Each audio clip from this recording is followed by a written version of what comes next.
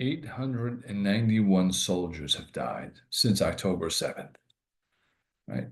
It's a terrible number. It's a devastating number. Um, and we should all know the number. And nevertheless, I'll ask you, is that the only number that we should know? So let me take a step back. And this is one of my favorite vorts on Parsha Bamidbar, which is a difficult parsha because there aren't too many vorts, right? It's a lot of numbers and counting and names. There's no stories, there's no law. It's just lists of names, and what do you do with them, right? And one might be tempted to ask, why is it even here, right? What's the point? What is it teaching us? Where's the eternal value?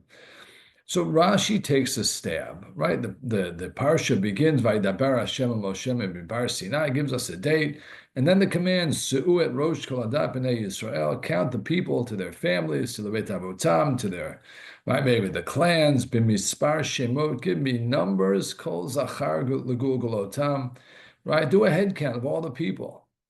And then we just get lists and lists and lists. And Rashi says as follows. Right, Rashi says that because HaKadosh Baruch Hu loves us, right, mitoch chibatan, therefore He keeps counting us. When we came out of Egypt, Hashem counted us. When we sinned at the golden calf, Hashem counted the remaining Jews, the ones who were still alive. Leidam inyan hanu tarim, to know how many were left. And when He came, says Rashi, when Hashem came to reveal, right, to have the divine presence rest in the camp of Israel, He counted them also. On the 1st of Nisan, they built the Mishkan, and on the 1st of Iyar, which is the next Jewish month, He counts them. I always wondered about this Rashi, like, the image in my head is like a kid with his baseball cards. He's sitting there, he's playing, he's counting cards, gathering up all the things that he loves.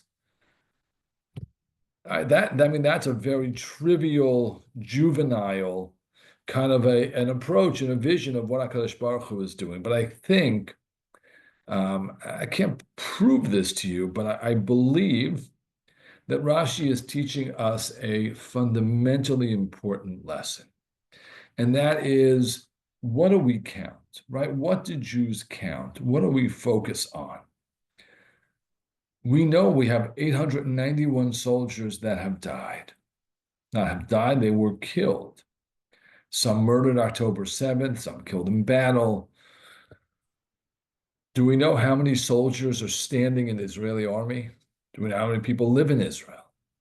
Right? What are the numbers that fascinate us? And what are the numbers that we focus on, and what does it tell us about our approach to Judaism and Jewish history? The most ominous number, 6 million. Terrible number, right? A tragic number. Do we know how many Jews are alive after the Holocaust, who keep going, who push forward? Do we know how many Jews were there when they founded the state of Israel? We have no idea. The numbers that stick out in our head are the disaster numbers, the tragedy numbers. And part of that is fueled by our history, but we seem obsessed with terrible numbers. And God forbid, I'm not suggesting that we forget about those numbers, that we don't count those numbers. They're really important, but they can't be the only numbers that we know. We have to know who we lost. We have to know what we still have. We have to know what's in Israel. We have to know what we're counting, right? Rashi is very specific. All of these are positive, forward-looking counts.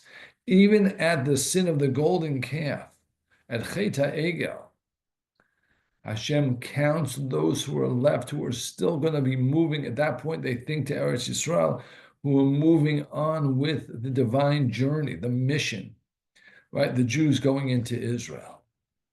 Hashem is counting those numbers. When He comes, when the Shekhinah, when the divine presence is revealed to the Jews, how many Jews are we? How many people are experiencing that? Right? Those are important numbers too. They don't stand out as much. They don't grab our focus. I think the point of Rashi is they should, right? The counts that we have, right? Most people take Shiva much more seriously than the Omer. And I understand the emotional piece of that, right? But the Omer, right, we count towards something. We're counting positive. And somehow, again, it might be the overwhelming weight of Jewish history. We focus on the negative in those numbers, and Rashi is coming to teach us, think about the positive. There is tremendous positive, despite the tragedy. Focus on that, count that, right? Let that infuse kind of your life and your life's goals and missions as Jews, because that is important as well. Again, not to replace the other numbers, but certainly to be in the conversation, to be counted as well. And I dare suggest, at the risk of offending no one, that those might be the more important numbers.